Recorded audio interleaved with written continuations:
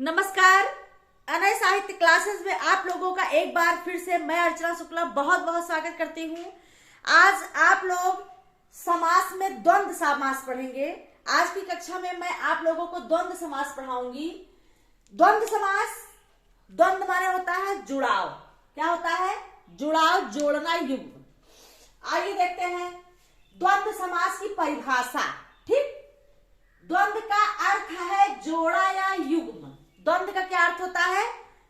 जोड़ा या युग्म माने द्वंद्व। भाषा में कई युग्म शब्द होते हैं। हिंदी भाषा में कई ऐसे युग्म शब्द होते हैं, उनका विग्रह करने पर और अथवा या लगता है। भाषा में कई ऐसे जोड़े होते हैं, युग्म शब्द होते हैं, जिनको विग्रह करने के लिए क्या लगाते हैं? और अथवा या लगाते हैं। दोनों शब्दों की प्रधानता होती। दो पदों के योग से क्या बनता है? समास बनता है।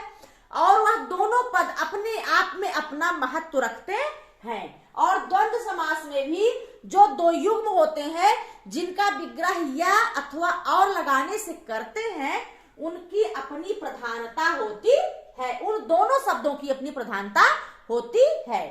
ये दोनों शब्द या तो संज्ञा होते हैं या विशेषण होते हैं। ठीक, ये दोनों शब्द क्या होते हैं?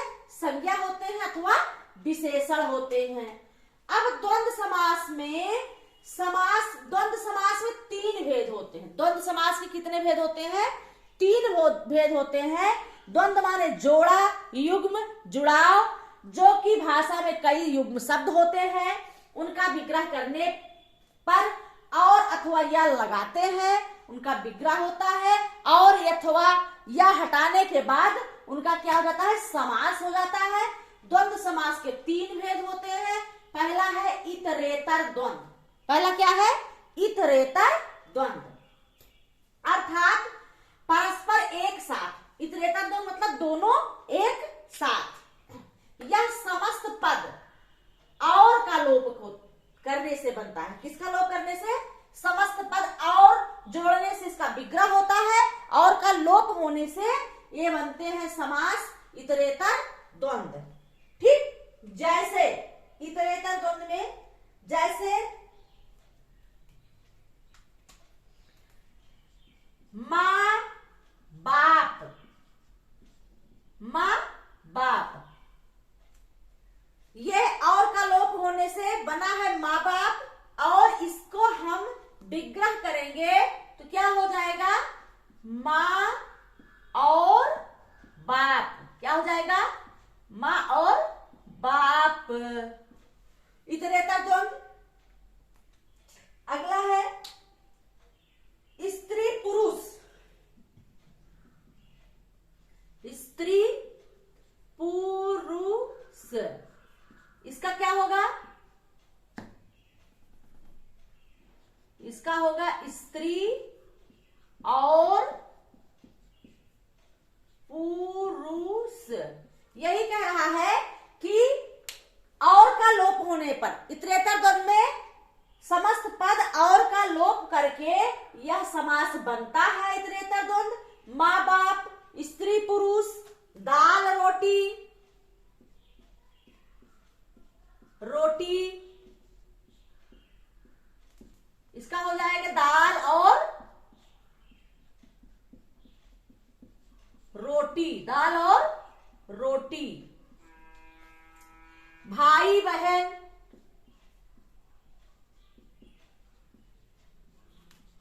इसका हो जाएगा विग्रह भाई और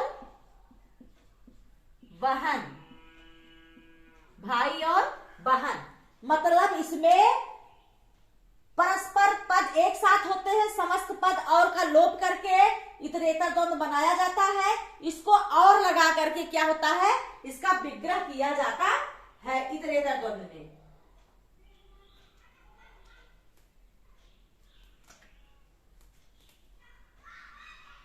भारत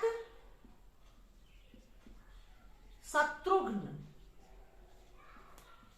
क्या हो जाएगा? भरत और शत्रुघ्न।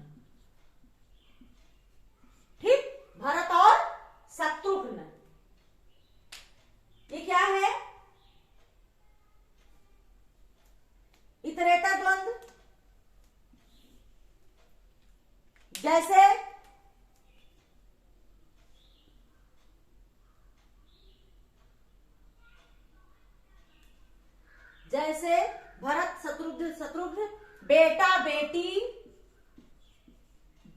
बेटी बेटा, क्या होगा इसका, बेटी और बेटा, गाय गाय बैल, क्या होगा, गाय और बैल, गाय और बैल, बेटा बेटी गाय और बैल, गाय बैल गाय और बैल, इतरेतर द्वंद में और का लोप करके समास बनाया जाता है और लगा करके इसका समास विग्रह होता है। बेटा बेटी, ऋषि मुनि,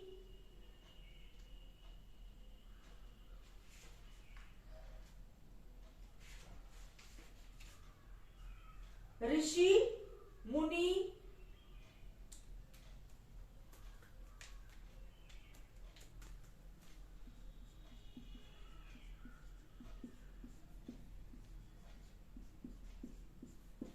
यही होगा क्या, ऋषि और मुनि।